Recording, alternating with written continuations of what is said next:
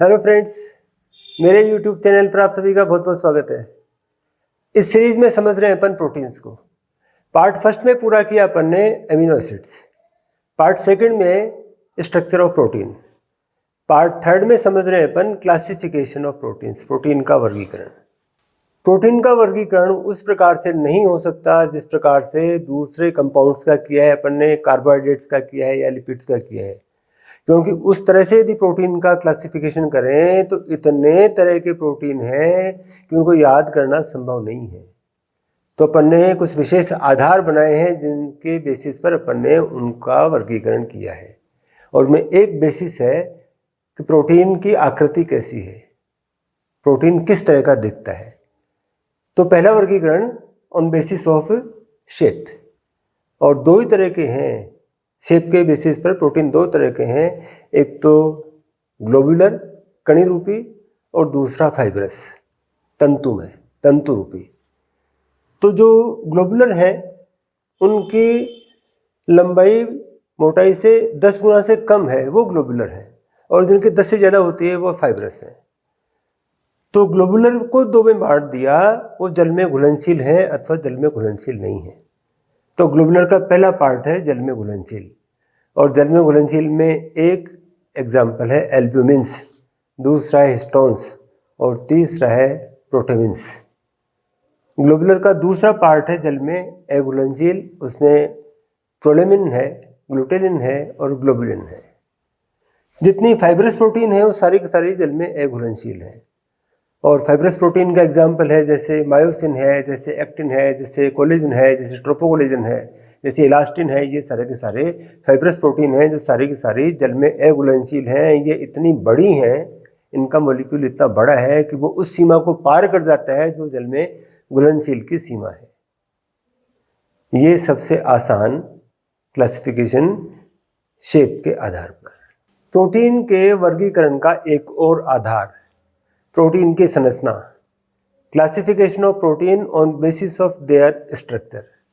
और ये चीज़ तो इतनी विस्तृत है कि यदि प्राइमरी स्ट्रक्चर के आधार पर प्रोटीन को क्लासिफाई करें तो लाखों प्रकार की हैं, और उनको याद रखना केवल कंप्यूटर के बस की है, मनुष्य की याददाश्त की सीमा के बाहर है। इसलिए हमने उसको थोड़ा सा सीमित किया है। तो संरचना के बेसिस पर क्लासिफिकेशन किया हमने प्रोटीन को केवल 3 ग्रुप में। एक तो सिंपल प्रोटीन, ऐसी प्रोटीन जिनमें अमीनो अम्लों के अलावा कुछ नहीं है, यानी जिनमें ए प्रोटीन भाग नहीं है, वो सरल प्रोटीन, वो सिंपल प्रोटीन। और जिनमें ए प्रोटीन भाग भी है वो कॉन्जुगेटेड प्रोटीन, और प्रोटीन के पाचन से बनी हुई व्युत्पन्न प्रोटीन या डिराइव्ड प्रोटीन। तो संरचना के बेसिस पर 3 ही वर्ग बनाए, 3 ग्रुप बनाए, सिंपल प्रोटीन, कॉन्जुगेटेड प्रोटीन और डिराइव्ड प्रोटीन। पहले बात करते हैं सिंपल प्रोटीन की। और जैसे अपन ने बात की अभी, सिंपल प्रोटीन में ए प्रोटीन भाग नहीं है, केवल अमीनो अम्ल हैं, और इनको सोल्युबिलिटी के आधार पर, विलेयता के आधार पर 7 ग्रुप में बांटा गया है। पहला ग्रुप है एल्बुमिन, और एल्बुमिन वो सरल प्रोटीन है जो शुद्ध जल में घुलती हैं। शुद्ध जल में घुलने वाली प्रोटीन एल्बुमिन कहलाती हैं। जो एक प्रोटीन नहीं है, ग्रुप ऑफ प्रोटीन है, एल्बुमिन्स है, एल्बुमिन्स।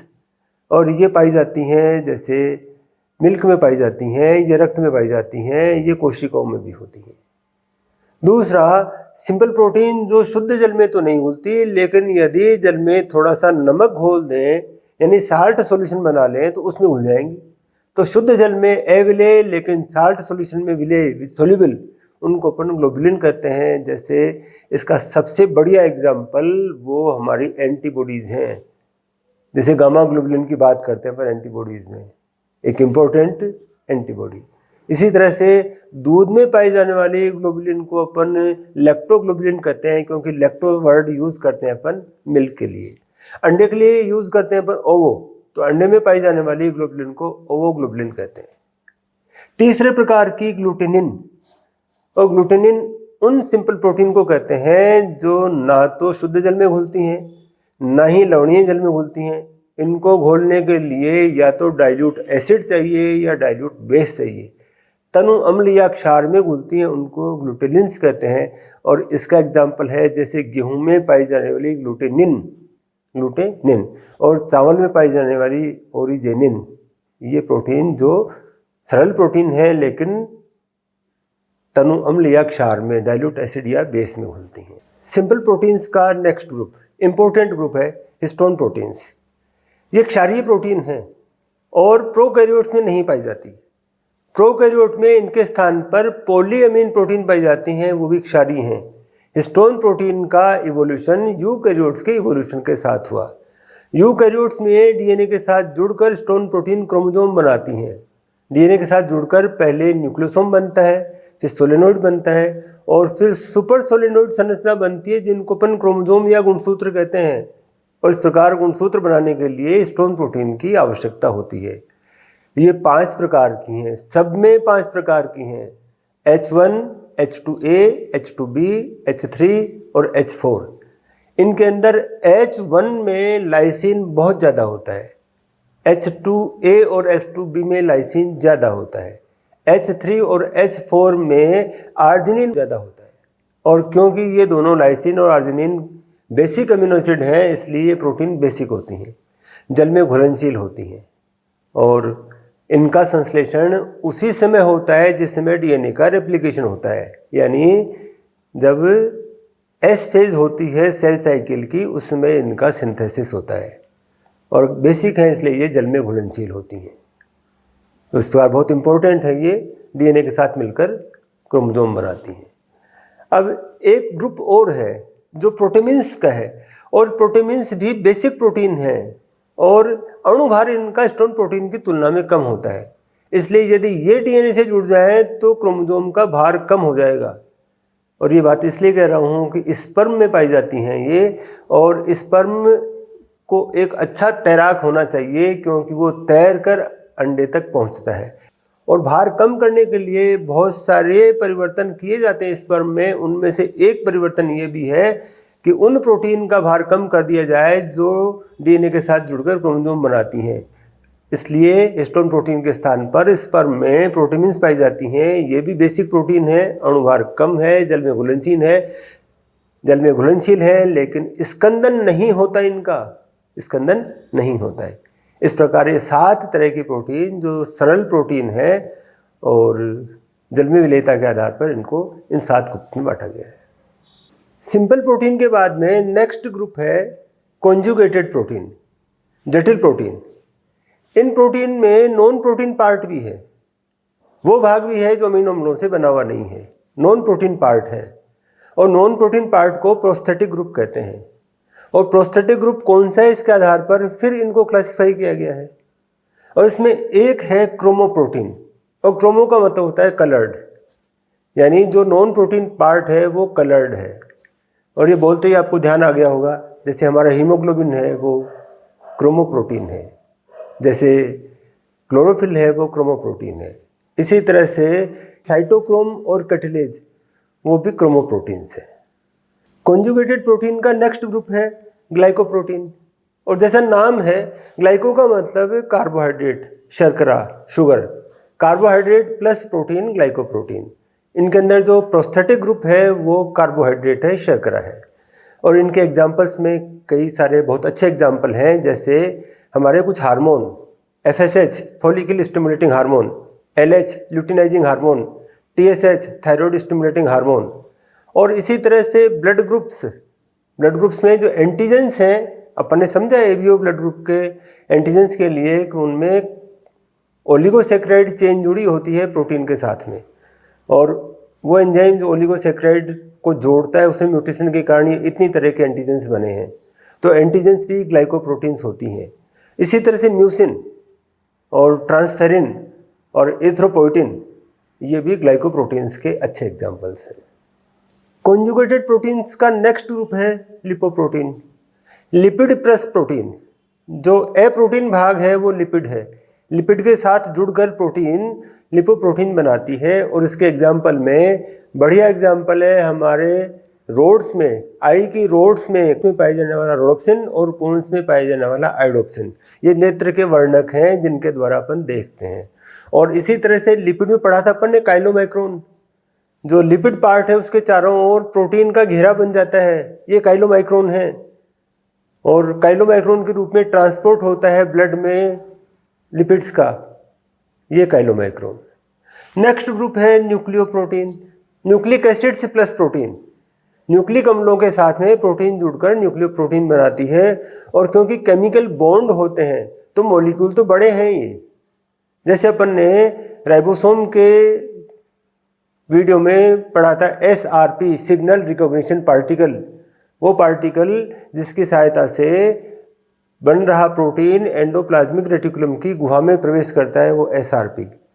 और यदि अपन इससे भी आसान एग्जाम्पल ढूंढें तो राइबोसोम खुद क्या है, प्रोटीन के साथ में न्यूक्लिक अम्ल RNA जुड़ा हुआ है, RNA प्लस प्रोटीन वो न्यूक्लियोप्रोटीन कहलाएगा। नेक्स्ट है फॉस्फोप्रोटीन, और फॉस्फेट जुड़ गया प्रोटीन के साथ में तो फॉस्फोप्रोटीन। प्रोस्थेटिक ग्रुप क्या है, फॉस्फेट है, और इसका एग्जाम्पल है कैसीन, जो दूध की प्रोटीन है वो कैसीन। और इसी तरह से पेप्सिन, हमारे आमाशय का प्रोटीन का पाचन करने वाला एंजाइम पेप्सिन। और एक और है ओवोवाइटिलिन, और ओवो का मतलब अंडा, अंडे के अंदर जो योक का पार्ट है उसमें जो प्रोटीन के साथ में फॉस्फेट जुड़ा हुआ है ओवोवाइटिलिन। नेक्स्ट है मेटलोप्रोटीन, और जैसा नाम है धात्विक आयन, मेटेलिक आयन जुड़ गया प्रोटीन के साथ में तो मेटलोप्रोटीन बन गया। और मेटलोप्रोटीन में 3 एग्जाम्पल पढ़ते हैं अपन, सेरुलोप्लाज्मिन, ये तो कॉपर जुड़ा रहता है इसके साथ में, तो फेरेटिन इसके साथ आयरन जुड़ा रहता है, और एक है कार्बोनिक एनहाइड्रेज। कार्बोनिक एनहाइड्रेज जो कार्बन डाइऑक्साइड और जल को मिलकर कार्बोनिक अम्ल बनाता है, वो कार्बोनिक एनहाइड्रेज, इसके साथ जुड़ा रहता है जिंक। तो इस प्रकार ये प्रोटीन्स जिनके साथ में प्रोस्थेटिक ग्रुप है, इसलिए इनको कॉन्जुगेटेड प्रोटीन्स कहते हैं। नेक्स्ट ग्रुप है डिराइव्ड प्रोटीन, व्युत्पन्न प्रोटीन, प्रोटीन के पाचन से बने पदार्थ। अब पाचन कई तरह से कर सकते हैं, कई तरह से प्रोटीन का पाचन किया जा सकता है। उनमें एक प्रकार तो है कि हम उसको जल के साथ गर्म करें, दूसरा प्रकार है हम उसको सीधे ही गर्म करें, तीसरा है हम किसी केमिकल की सहायता से, जैसे अम्ल या क्षार की सहायता से, एसिड या बेस की सहायता से पाचन करें, या एंजाइम की सहायता से पाचन करें। तो पाचन करने के बाद में अब पाचन कितना, पूर्ण पाचन भी हो सकता है या आंशिक पाचन भी हो सकता है। तो ये जो पदार्थ बनेंगे वो सारे के सारे डिराइव्ड प्रोटीन कहलाएंगे। अब प्रोटीन की संरचना में कितना परिवर्तन हुआ है, प्रोटीन की जो प्राइमरी स्ट्रक्चर है उसमें कितना परिवर्तन हुआ है, इसके आधार पर ये डिराइव्ड प्रोटीन को मेनली मुख्य रूप से 2 भागों में बांटा गया है। पहला प्राइमरी डिराइव्ड, प्राथमिक उत्पन्न, और इस प्रकार की डिराइव्ड प्रोटीन में प्राइमरी स्ट्रक्चर में या तो परिवर्तन होता ही नहीं है, यानी या तो उनकी जो पेप्टाइड श्रृंखला होती है, पेप्टाइड बॉन्ड होते हैं, उनमें कोई परिवर्तन होता ही नहीं है, या बिल्कुल नगण्य होता है, यानी केवल कुछ एक बॉन्ड टूट के रह जाते हैं, ज़्यादा परिवर्तन नहीं होता, यानी प्राथमिक संरचना परिवर्तित नहीं होती है। और इनको फिर 2 में बांट दिया, एक तो प्रोटीन्स, और प्रोटीन्स का एग्जाम्पल है जैसे हमारी ब्लड की क्लोटिंग होती है तो फाइब्रिनोजन प्रोटीन होता है, उससे फाइब्रिन बनता है, ये प्रोटीन का एक एग्जाम्पल है। और इसी तरह से मीट को उबालें, और मीट के अंदर मांस का मतलब होता है मायोसिन प्रोटीन होती है, तो उबालने से जो मायोसान बन जाता है वो भी इसी श्रेणी का एग्जाम्पल है, इसमें प्रोटीन की संरचना में परिवर्तन नहीं होता। दूसरा है मेटाप्रोटीन, और मेटाप्रोटीन में स्कंदन है, कोगुलेशन है, जैसे अपन अंडे को उबाल दें या अंडे को कुक करें या मीट को सीधे ही गर्म करें आग पर, तो ये जो परिवर्तन होगा वो इस श्रेणी का होगा, मेटाप्रोटीन्स की श्रेणी का होगा। दूसरा है द्वितीयक व्युत्पन्न, सेकेंडरी डिराइव्ड, और सेकेंडरी डिराइव्ड में हम एंजाइम से पाचन कर रहे हैं, जैसे तो एंजाइम से पाचन कर रहे हैं तो पहले प्रोटीन की बड़ी श्रृंखला है, और प्रोटीन की बड़ी श्रृंखला को एंडोपेप्टाइडेज तोड़ता है, तो प्रोटीन की छोटी श्रृंखलाएं बन जाती हैं जिनको अपन प्रोटीएजेज कहते हैं, और प्रोटीएजेज का फिर और पाचन होता है तो पेप्टोन्स बनते हैं, और पेप्टोन्स के और छोटे टुकड़े करते हैं तो पेप्टाइड्स कहते हैं, ओलिगोपेप्टाइड्स कहते हैं, और फिर पूर्ण पाचन हो जाता है, पूरे टुकड़े हो जाते हैं उनके, तो एमिनो एसिड्स फ्री हो जाते हैं। तो पाचन से जब पेप्टाइड बॉन्ड टूटते हैं तो प्राइमरी स्ट्रक्चर चेंज हो रहा है, तो यहाँ प्राइमरी स्ट्रक्चर चेंज नहीं होता, यहाँ प्राइमरी स्ट्रक्चर चेंज होता है और श्रृंखलाएं छोटी होती चली जाती हैं। किस क्रम में बनती हैं? प्रोटीन से प्रोटीओजेज बनते हैं, पेप्टोन्स बनते हैं, पेप्टाइड्स बनते हैं और अंत में एमिनो एसिड्स बन जाते हैं। पार्ट फर्स्ट में पढ़ा था अपन ने अमीनो अम्लों को, पार्ट सेकंड में पढ़ा था प्रोटीन की संरचना को, और पार्ट थर्ड में पढ़ा है अपन ने प्रोटीन्स का क्लासिफिकेशन। नेक्स्ट पार्ट में पढ़ेंगे अपन प्रोटीन्स का सिग्निफिकेंस, प्रोटीन का महत्व या प्रोटीन का कार्य। अब चलते चलते एक बात याद दिला दूँ आपको, यदि ये वीडियो आपको अच्छा लगा हो तो इसको लाइक करें, शेयर करें और चैनल को सब्सक्राइब करें, जिससे दूसरे वीडियो आपको जल्दी जल्दी मिलते रहें। तो चलिए मिलते हैं प्रोटीन्स के नेक्स्ट पार्ट में, पार्ट 4 में। तब तक के लिए बाय।